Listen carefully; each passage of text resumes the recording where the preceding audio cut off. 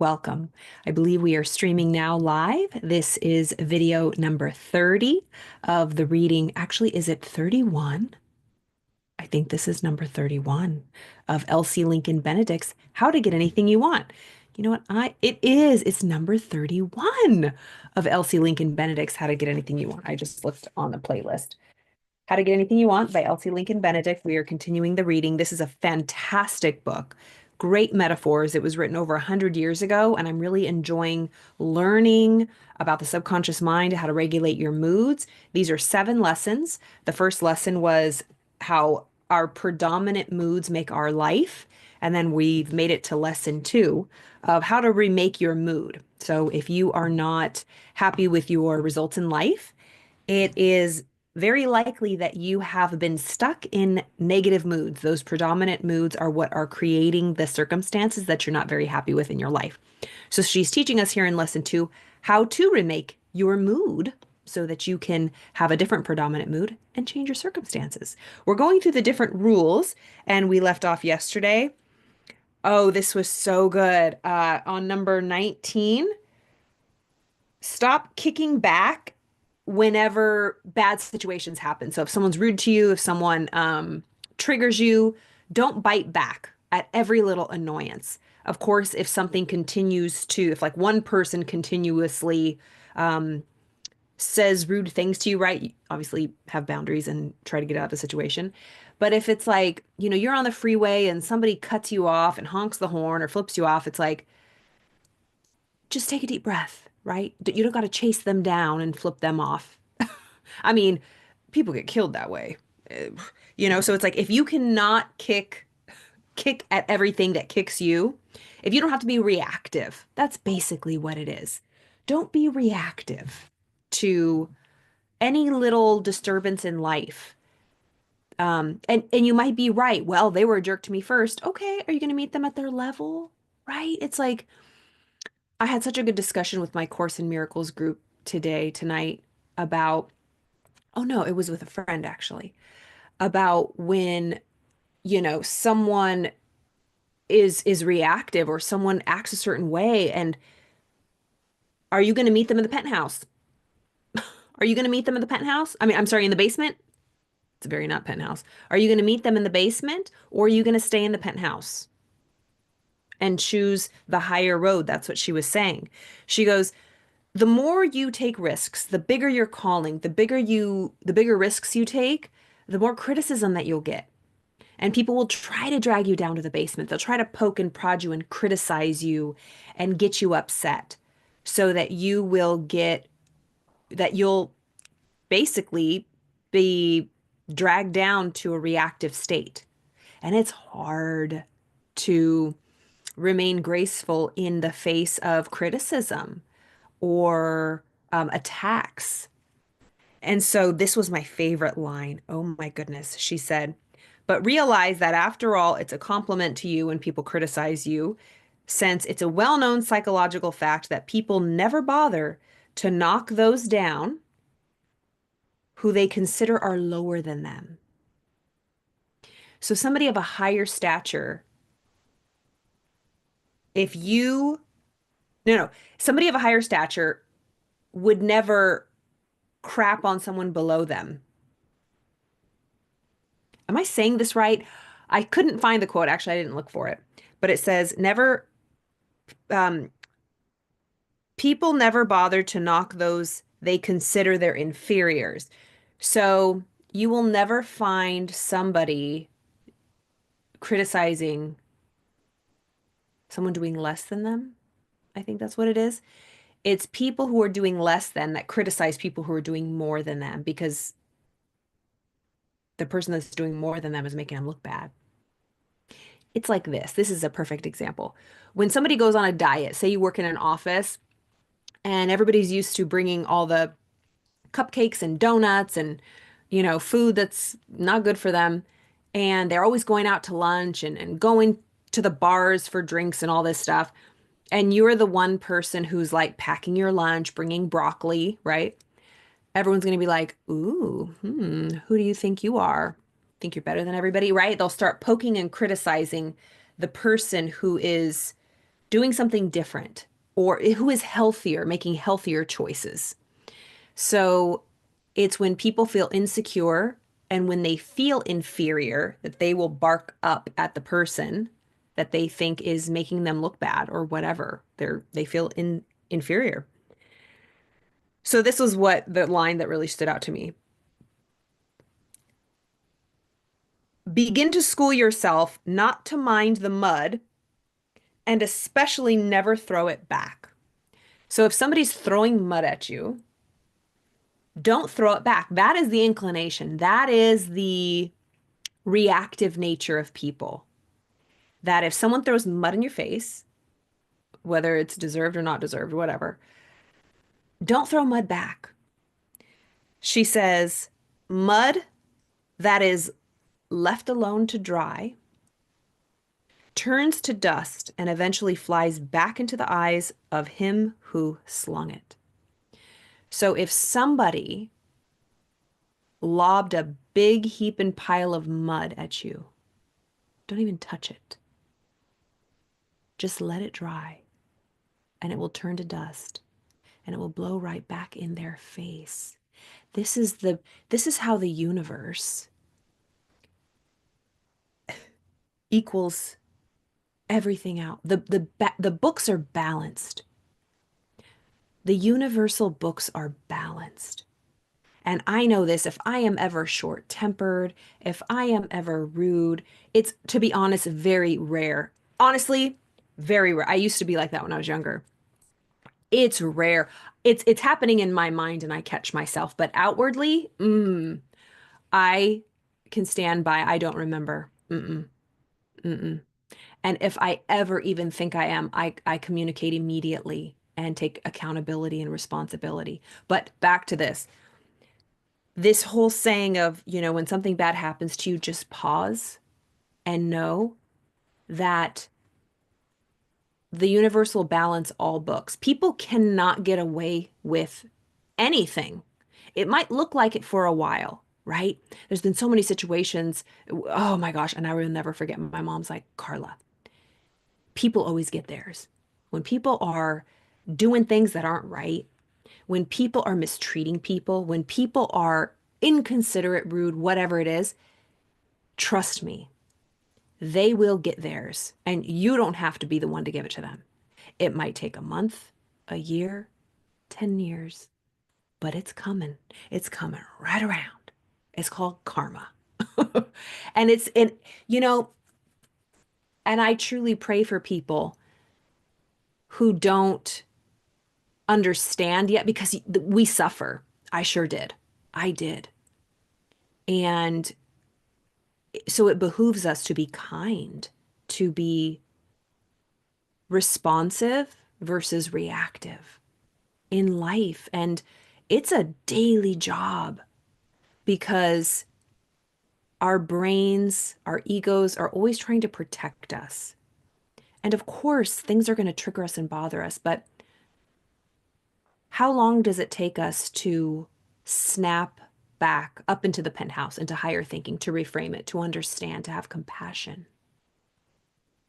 It's about regulating your emotions. So if someone throws mud in your face, be compassionate, be graceful, be understanding, have boundaries if you need them, but remain unmoved. That's what it is. Remain unmoved and pray for yourself and for them, right? Just remain calm. Because, a lot of people say God is the ultimate judge. God is the peace, the justice, the ultimate judge. I would say the universe. I think God's doing higher things than petty things like that. I think it's just laws that are built into this universe. But that's just my take. All right. So we don't sling mud back. We remain penthouse queens. Okay. Rule number 20, be persistent, not intense, in following the rules of this lesson.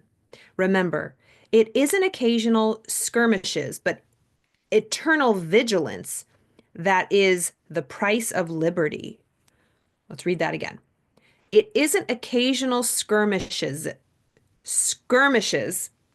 but eternal vigilance That is the price of liberty. Mm. Additional and special help for all who are grief-stricken, remorseful, heartbroken, or wounded in spirit. If you are in one of those above categories, the first thing you must do is ask yourself this question. Do I really, deep, deep down in my soul, want to be free of my sorrow, remorse, heartbroken, or wounded spirit? At first glance, you will say, what a foolish question. Of course I do. We will waive that answer and ask you to look again into the depths of your inmost heart. What do you find there? I ask you, dear one, in all love and sympathy. But you need reply only to yourself. I ask it because you must know the true state of your own mind and be honest with yourself if you desire to overcome the grief that is hurting you. It is a fact well known to us all psychologists that sorrow sufferers are of two classes. Those who long to rise above the burden that bears them down, and those who secretly, subconsciously, and often unconsciously want to keep it there. This is a hard one. It's also called secondary gains. When we unconsciously, subconsciously, rarely at times consciously, we get off on holding on to our pain and our anger. I mean, let's just think about it. If you've ever been heartbroken, if you've ever been betrayed, ooh, it feels good to be pissed. It feels empowering.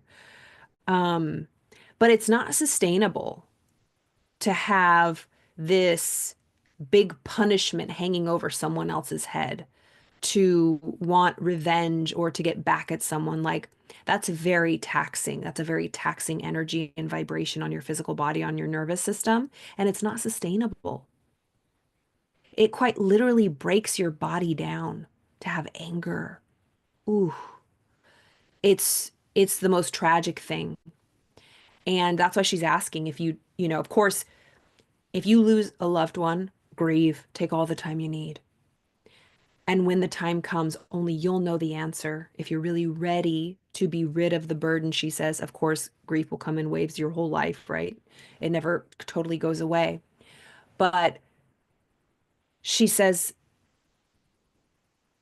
sorrow sufferers, people like, it's usually in movies. I don't know anybody personally, but well, depending on what the situation is, they make their whole life out of it. They truly don't know how to get past it, and they're unwilling to find ways. And it's a hard one. It's up to each individual person, but I've definitely, and it was very unconscious, I would say, for a long time. I carried maybe grief, and I didn't recognize it.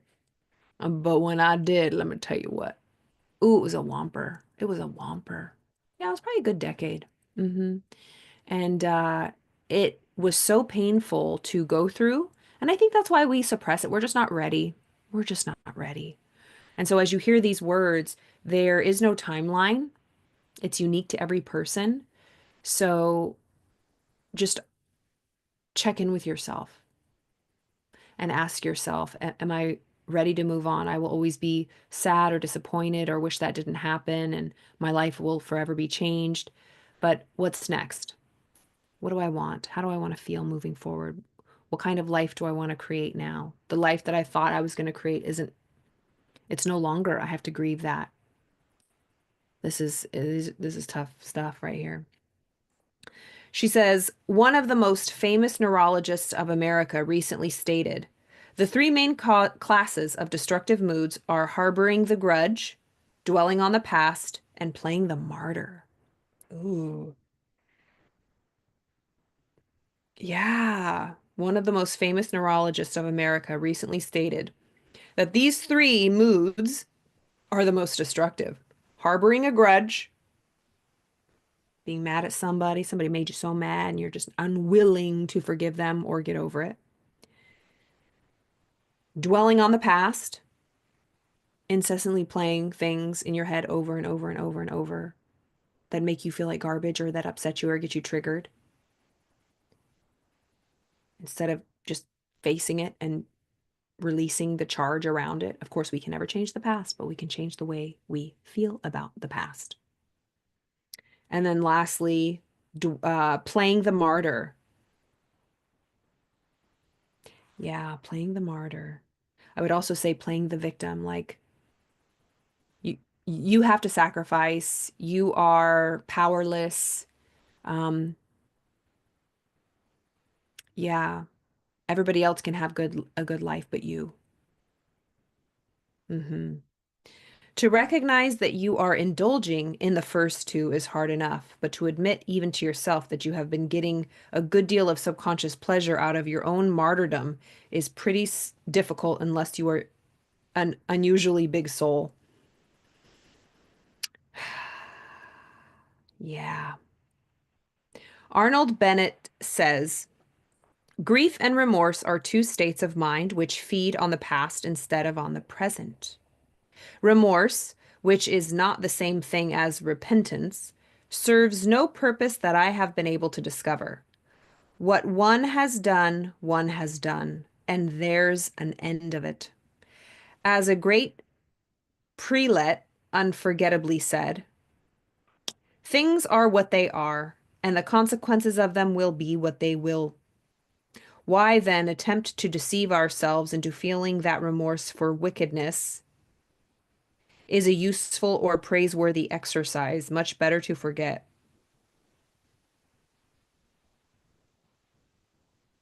Mm. Yeah, it's like, why do we punish ourselves? Keep ourselves crucified and crucify other people? Bennett goes on to say, as a matter of fact, people indulge in remorse. It is a somewhat vicious form of spiritual pleasure. Yeah. Grief, of course, is different and must be handled with delicate consideration. Nevertheless, I see, as one does see, men and women dedicating existence to sorrow for the loss of a beloved creature. To my idea, that man or woman is not honoring but dishonoring the memory of the departed. Society suffers, the individual suffers, and no earthly or heavenly good is achieved. Yeah. I think, well, I guess we all think, like, what would ever happen? Like, God forbid if anything happened to one of my family members, or if anything happened to me. What if something did happen to me and, my family just, I wouldn't want their lives to stop, It's like, that would be really shitty. I would haunt them. I'd be like, get your together. And likewise, like, God forbid, things happen. And if, of course, you would take the time to grieve, but, they say life goes on and it's different and it's hard, but, just getting the support you need and finding a way to move on. It's the hardest thing people go through. It's the hardest thing people go through. Grief, losing loved ones. So, if you're experiencing heartbreak or if you've lost a loved one, just be gentle with yourself. Just know that it gets better. It always does. The sun always comes out. These are all cheesy sayings, but just hang in there. Take it day by day, minute by minute. Yeah. Life. Grief is of the past. It mars the present. It is often, though not always, a form of self-indulgence, and it ought to be bridled much more than it often is. The human heart is so large that mere remembrance should not be allowed to tyrannize over every part of it. To me, this seems a little harsh. All grief is not selfish, though it is self-centered more often than we ourselves realize. I have seen what passed for unselfish sorrow, but which was in reality the last word in selfishness. The last word in selfishness. One woman particularly comes to mind in this connection. She seemed unable, after years of widowhood, to give her mind to any other than her loss. Her loss was always on her tongue and in her thoughts. The loss of her happiness, her home, her husband, her future, the weight of her loneliness, her unhappiness. with never a word about the one who had lost his all. She even went so far as to criticize him occasionally. Grieving for her lost husband, everyone said, but actually she was grieving exclusively over herself. Ooh. Another striking case came under my observation. Elderly parents who had married late in life and lost their only child, a bright, beautiful girl of 10. They talked of her uninterruptedly to the days of their own deaths 15 years later. But did I hear them refer to the tragedy of the child who had given up life at its morning? What she might have been, what she might have done, what she had missed had never been mentioned. What they had missed is not having her with them in their old age. How lonely the twilight of their old age was without her. How they had been compelled to forego the comfort and cheer and love her young life could have brought into their own dreary ones. This was the burden of all their laments. Yet they were quite innocent, as doubtless all are in such instances, so they didn't know any better. It is well for us to take stock of our destructive moods if we wish to be rid of them. By being honest with ourselves, we can often save time and trouble by attacking them at their source. By recognizing and going after the cause, we can eliminate the effect. But if you are one who secretly enjoys his grief or any other destructive mood, and if you wish to continue that kind of perverted pleasure, nothing and nobody in heaven on earth can cure you. Oof. To help you, we must have your earnest cooperation. Without it, even God cannot help you, for he helps only those who help themselves. Many prefer to pity themselves. If there is one type of all others, if there is one type of all others farthest removed from him, it must be the self-pitier. People who pity themselves never get pity even from their fellow men. They supply their own so abundantly, everyone feels that they do not need any more. On the other hand, if you truly desire to rise above your sorrow and will persistently avail yourself to the help suggested in this lesson, you can still find life a beautiful and wonderful thing. If you have lost a loved one by death, help number one. If you are one of those extremely unselfish souls who suffer intensely whenever those you love are unhappy, and death of a loved one is likely to cause you the deepest suffering the human soul can know. We will finish these numbers tomorrow, and I'll reread that one as well. But she's going into things that can remedy losing a loved one. I read a lot today. I am tired. It has been a long day, but a full day and a beautiful day, and I'm so grateful. So I hope you had a beautiful week. We're doing this every day, y'all. We're doing this every day. So I'll be here tomorrow, maybe short little lessons this weekend. But if you are interested in listening to the previous lessons, all previous 30 lessons of this book, How to Get Anything You Want, the playlist is on my YouTube. Like and subscribe. I'm almost to my hours of doing the partnership for YouTube, and I'm so excited. And I'm going to ramble on a bit longer because even though I stopped the stream, it cut me off mid-sentence yesterday. So I'm not sure how that can happen. But anyways, if you're interested in anything that I offer as far as programs or working with me, I'm a licensed psychotherapist. I'm into human design. I have coaching packages and services, and all of the information is below in the YouTube description. So if you're watching this on Facebook, be sure to come over and hang out with me on YouTube. I would love to have you here.